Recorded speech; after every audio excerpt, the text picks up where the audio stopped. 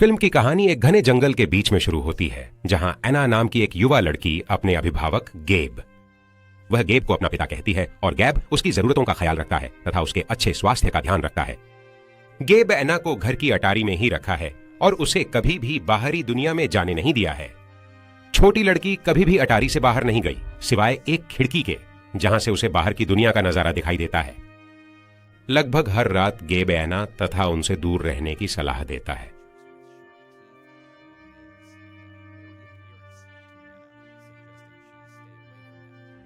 ये विवरण एना, लेकिन बाहरी दुनिया के बारे में उसकी जिज्ञासा बढ़ती रहती है। उसे जंगली जानवरों से बचाने के लिए और उसे अटारी से बाहर जाने से रोकने के लिए गेब दरवाजे के हैंडल में बिजली प्रवाहित कर देता है। वह खुद को उसका पिता बताता है और उसकी देखभाल करता है। उसे खाने के लिए केवल सब्जियां देता है तथा मांस खाने से मना करता है। एक दिन एना गेब को किसी और से बात करते हुए सुन लेती है और उसकी जिज्ञासा बढ़ जाती है। वह दरवाजे के हैंडल को छूती है और उसे शक्तिशाली बिजली का झटका लगता है, जिससे वह बेहोश हो जाती है। बाद में जब वह जागती है, गेब उसके पास होता है और उसे समझाता है कि बिजली का जाल जंगली जानवरों को बाहर रखने के लिए है।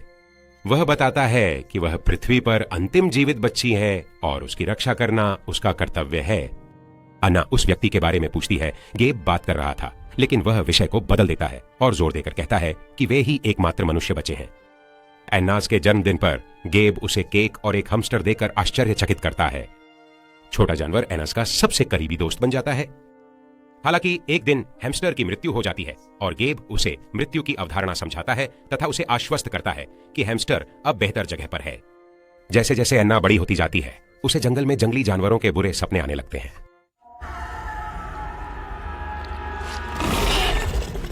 जब वह यौवन तक पहुंचती है और शुरू होती है, और जब उसका मासिक धर्म शुरू होता है, गेब को उसके बिस्तर पर खून के धब्बे मिलते हैं। चिंतित होकर वह उसे ल्यूप्रोलाइड नामक दवा देता है, जो उसकी वृद्धि को धीमा कर देती है और समय के साथ उसके स्वास्थ्य को खराब करती है और इसे उसकी बीमारी के इलाज के रूप में प्रस्तुत करता है। ये दवा सालों तक चलती है और इसके कारण एना को दर्द और बेचैनी महसूस होने लगती है।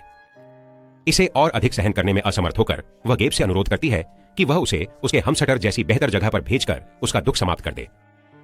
यह सुनकर गेब अपराध बोध से अभिभूत हो जाता है, क्योंकि वह जन्म से ही उस छोटी बच्ची को परेशान कर रहा है। इसलिए वह बंदूक निकालता है और खुद को खत्म कर लेता है। अगले दृश्य में एना एक अस्पताल में जागती है, जहां उसके चारों ओर अपरिचित चेहरे हैं, जिससे वह घबरा जाती है।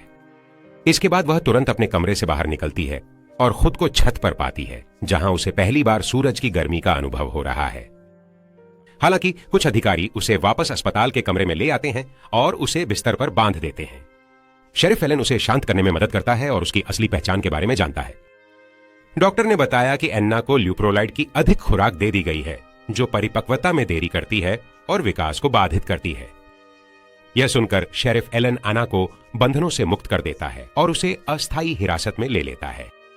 उसे किसी पालन पोषण गृह में भेजने के बजाय वह उसे अपने घर ले जाने का निर्णय लेती है, जहां वह अपने भाई रे, शेरिफ, उसकी देखभाल करने के लिए सहमत हो जाता है, जब तक वे उसकी पहचान निर्धारित करने के लिए डीएनए परीक्षण की प्रतीक्षा करते हैं और यह पता लगाते हैं कि क्या गेब उसका जैविक पिता है। या हमें पता चलता है कि गेब मरा नहीं है। दरअसल उनका इलाज अस्पताल के दूसरे कमरे में चल रहा है। आगे बढ़ते हुए एना अपने नए जीवन में ढलने लगती है और रे उसे प्रजनन के बारे में सिखाता है, क्योंकि एना को पहले से ही बच्चे कैसे पैदा होते हैं इस बारे में गलत धारणाएं थीं। जैसे ही वह यौवन में प्रवेश करती है, उसे अपनी असाधारण सुनने की क्षमता का पता चलता है और उसे जंगली जानवरों के दर्शन होने लगते हैं।